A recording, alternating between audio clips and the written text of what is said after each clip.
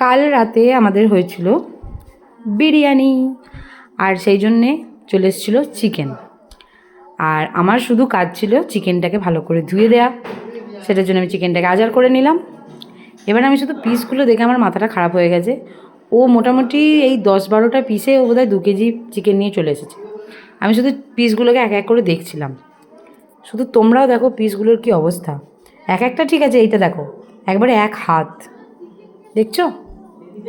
যাই হোক, কিছু তো করার নেই, বিরিয়ানিতে একটু বড় বড় পিস ঠিক আছে, অসুবিধা কিছু নেই। আমি ঝপঝপ করে ধুয়ে দিই। এবার বাকি কাজ তো আমার বড়বাবাজি করবে, সেটাও একটু একটু করে ভিডিও করার চেষ্টা করব।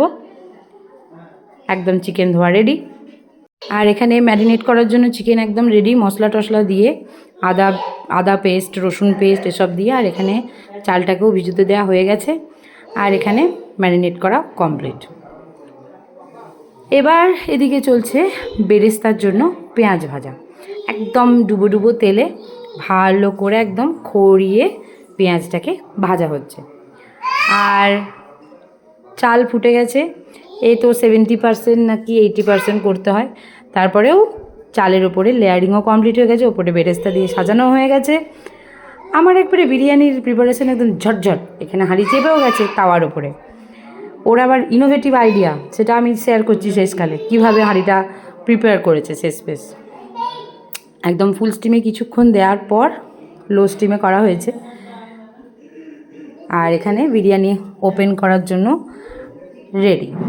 ও ফয়েল পেপার পায়নি বলে ফয়েল যে প্যাকেটগুলো হয় সেটাকে ভালো করে ওপরে র্যাপ করে দড়ি দিয়ে সেটাকে বেঁধেছে। ওই আটা মাখা ময়দা মাখা এসবের সময় হয়নি বলে। কীভাবে মানে ভেবেছে আবার ভাবুন, ছেলেদের পক্ষেই সম্ভব। বিরিয়ানি একদম রেডি, এবার পাতে পড়ার জন্য প্রস্তুত।